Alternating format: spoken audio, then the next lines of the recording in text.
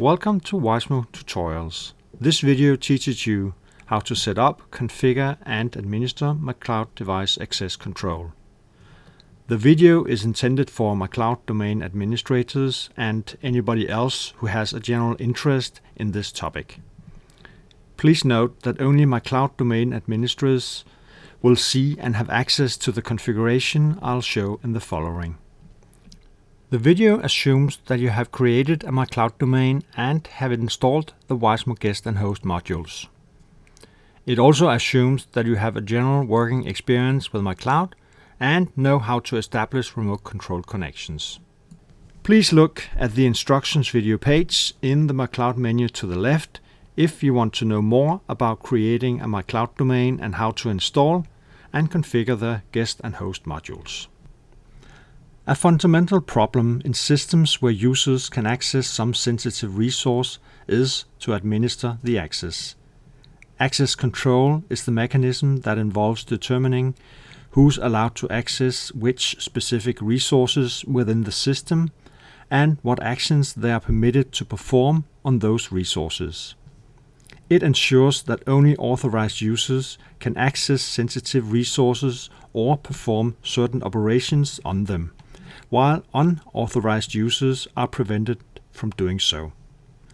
myCloud device access control is such an access mechanism for remote control with the Wismo guest and hosts.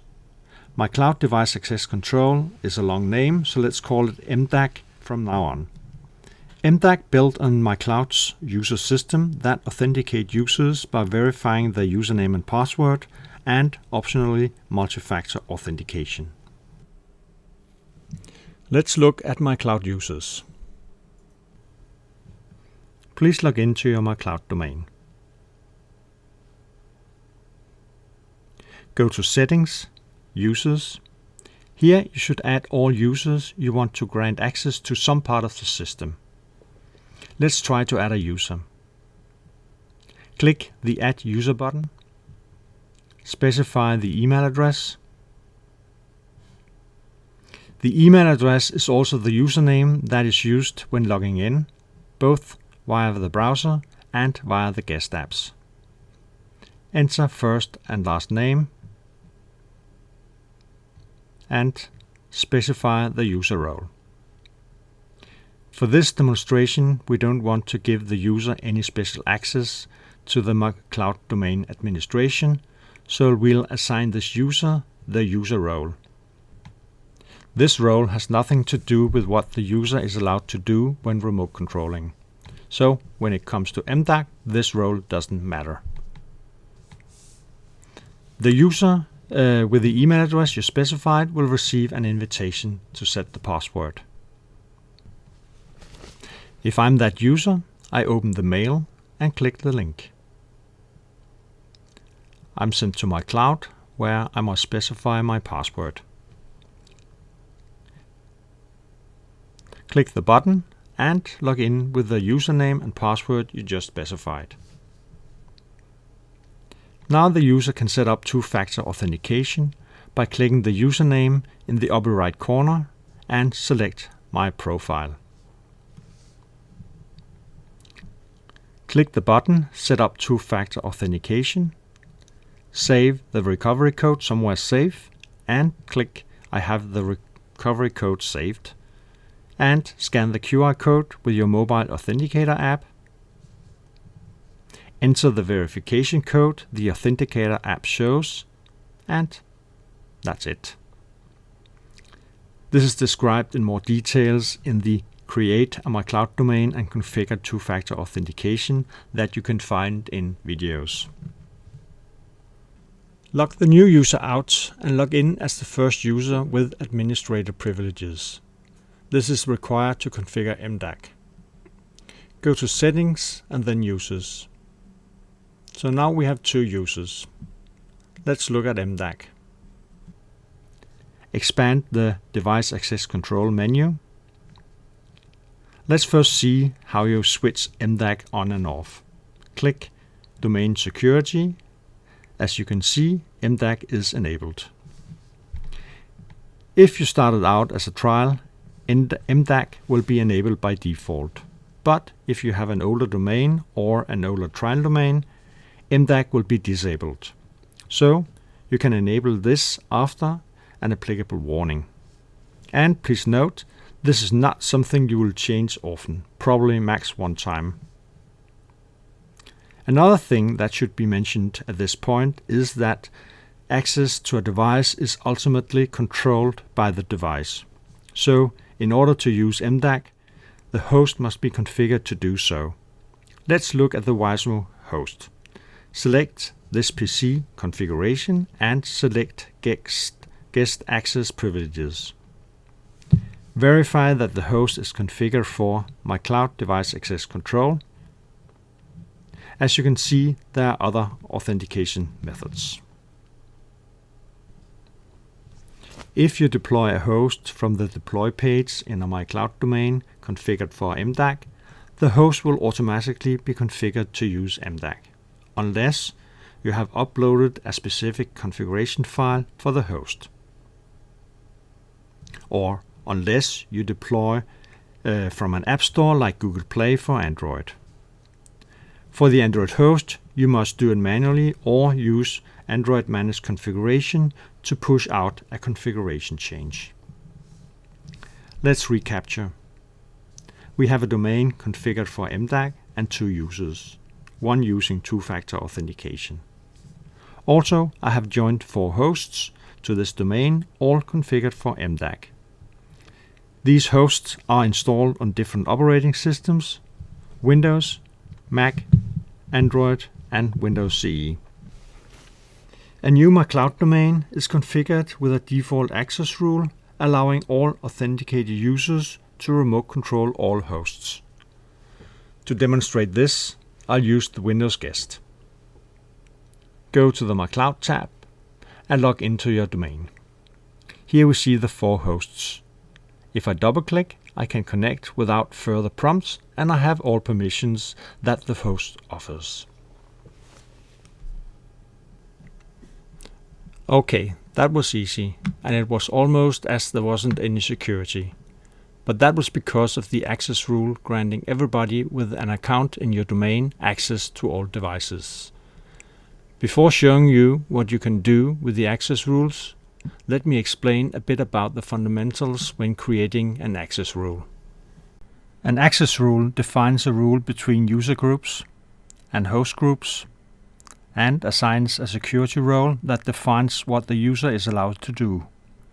So, if the user is a member of one of the user groups, and the device is a member of one of the host groups, this access rule applies. Then we look at the security role to see what the user is allowed to do on this particular host. Let's try to create a new access rule. But first we'll disable the all rule. Click Add New Access Rule. Let's call it View Only. It should apply to all users for all hosts. And expand the security role list and select View Only. Add some description if you like, and click Update. Let's go to the Windows guest and start a remote control session. Notice that you do not have keyboard and mouse control, nor do you have access to file transfer, chat, remote management, etc. Let's try to create a new access rule, but first we'll need to create a user group and a host group. Select user groups in the menu to the left and click Add User Group. Let's call this group Administrators.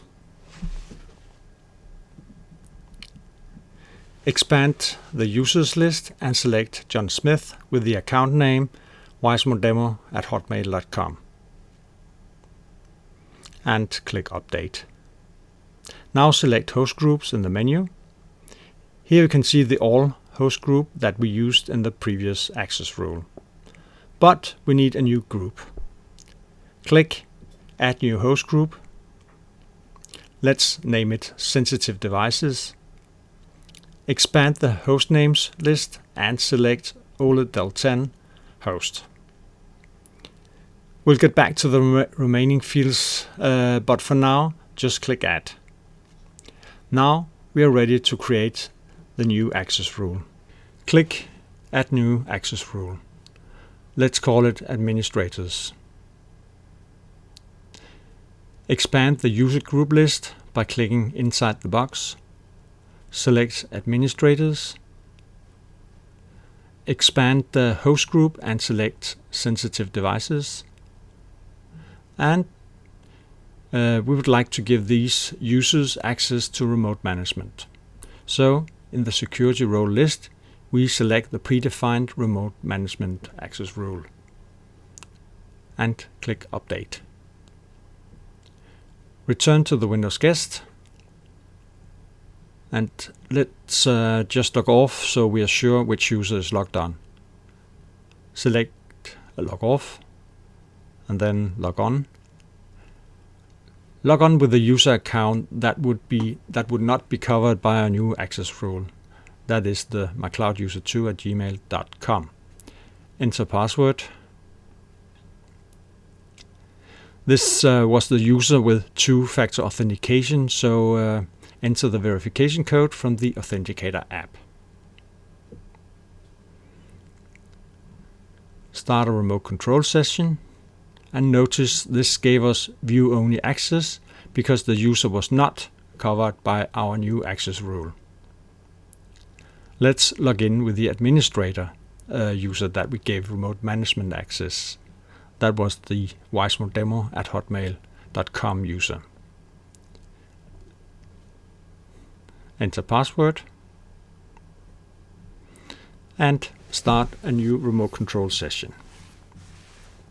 Now we have both view-only access, and if we click the remote management button, you see that we have also remote management access. This is because we have the two rules, view-only and remote management. And because the permissions are ORed together, the result is that the user has both the remote desktop permission and the remote management permission. Let me expand on this and explain it in details. We have the view-only security role and we have the remote management role. And we saw that the result was that the user had both remote desktop and remote management access. Because the role permissions are ORed together. So if one of the involved roles grants a permission, then the result is that the permission will be granted for the connection. Okay, so what about confirm access? If enabled, confirm access shows a prompt to the user on the host device asking whether to allow remote control or not. The addition rule for confirm access is that the roles are ANDed together. So if one security role says yes to confirm access and another role says no, then the result is no. In order to get confirm access, all involved security roles must say yes. Then we have the confirm access attributes, where you can say that you don't want confirm access if, for example, the host computer is locked or nobody is logged on. These attributes are ORed together. So if you have confirm access and one of the involved rules says that you shouldn't have confirm access if the computer is locked, then confirm access is skipped if the computer is locked. You can think of an access rule as something that gives a user one or more permissions to do something on a host device. For example, the permission to have remote desktop access. As for confirm access, think of it like it is the permission not to be prompted with the confirm access screen. So a user has a permission if it's granted in at least one rule for the combination of the user and the host device. Let me show this in practice. First, remember that this user I'm currently logged in as is controlled by two roles, the view-only security role and the remote management security role. So first I'll enable confirm access in the view-only security role.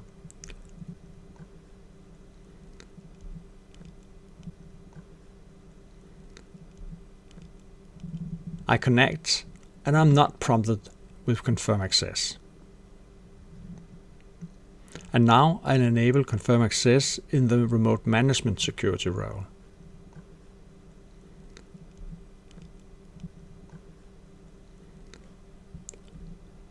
I connect again, and now I'm prompted with confirm access because all involved roles say confirm access.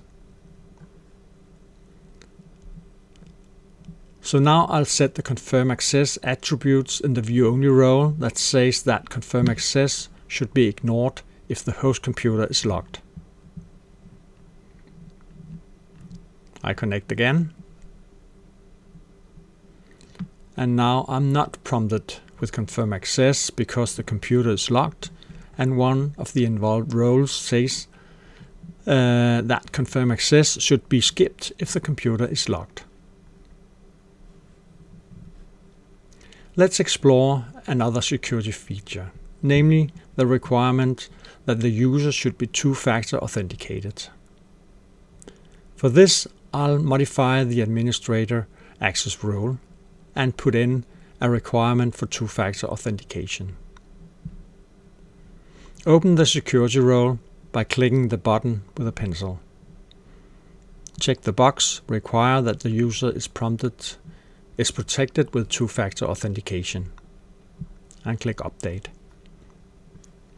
Return to the guest, but where is OLEDL 10? I just controlled it. It's gone.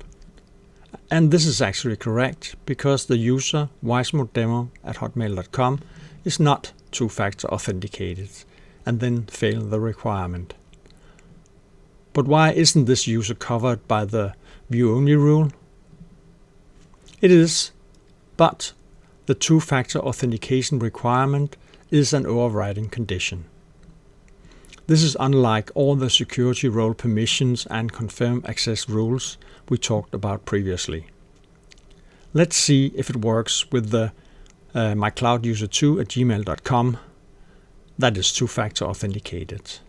Log on with the wisemo-user2@gmail.com user.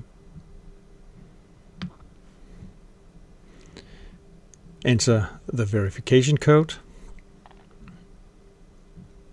And we see the OLEDL 10 host, meaning that we have access to it. Remember that we didn't see the OLEDL 10 host because the user didn't have access to it. This illustrates another feature in MDAC, namely that a user only sees the devices the user has some kind of access to. For example, if the only permission a user has to a device is to generate an inventory, the device will be shown. To illustrate this, I'll disable all our access rules and enable the all rule again. Looking at the guest, we see all the host devices. Let's try to modify the host group all. Open the group. This gives access to all host devices because of the asterisk in the free text hostname field. The free text hostname field is used to specify host devices by their name instead of selecting them from the host names list. So let me specify the OLEDL 10 host device. And click Update. Now the guest only shows this host device. The host names I specify here can be specified by using the wildcards, asterisk and question mark. The asterisk represents one or more characters, while the question mark represents a single character. For more information, please see the tip that's opened by hovering over the eye. Okay, so if I just write OLE and then an asterisk, it means that all names starting with OLE. Let's see that in the guest. So now we see these two host devices because they both start with OLE. There was an Android device called SMG77, etc. We can see it here, but now I'll just enter it in the free text field. You must enter each name in the free text hostname field on a separate line. Click Update, and let's see if we got access. And yes, we did. Let me just add the last host via the hostname list. Click Update. And now we got all our host devices. Let me put another restriction to this group, namely, I'll remove the All Operating Systems check, so the rule is limited to Android and Windows Mobile and CE devices. Click Update. And now we only see the Android and Windows CE device. It can perhaps be a bit difficult to get your head around all these rules in the beginning, and therefore there's an access rule verification tester, where the resulting permissions are shown for a specific user to a specific host device. So, for example, what is the resulting permissions for the wisemodemo@hotmail.com user to this Android device, SM, etc. Click Get Access Rule, and you see the resulting permissions. So what about the Windows PC, OLED Del 10? There are no permissions because we just limited access to Android and Windows Mobile CE. Before completing this tutorial, I'll show you another important thing, and that is that everything you do with MDAC is logged in the event log. Click Events, and here you got the list. Traceability is an important keystone in a system dealing with security. At a later time, it might be important to see who, for example, gave this user access to this device. If a log event contains a plus sign, it can be expanded for further details. There's another feature in MDAC that I'll just mention here, and that is that MDAC is not only used for access control over myCloud, but also for direct connections over TCP and UDP. If you look in the host manager under guest access privileges, you'll see that the access control is done via the MDAC settings in the wisemo domain. The reason you'll need to specify this is that a host can be joined to multiple domains. Jump to the guest. I'll just log out of myCloud for the purpose of this test. Go to the tab for direct connections. We remember that the current MDAC rules only allows access to Android and Windows Mobile. So I'll connect to the Android device. We have selected TCP, enter the IP address of the Android device, click Connect. Because we logged off before, we are now prompted to log on to the myCloud domain called wisemo. Enter the username and password. Click Log On. And we made a direct connection to the Android device and was authenticated by MDAC. Okay. I hope you now understand what a powerful system myCloud device access control is, and how easy it actually is to centrally administer access control.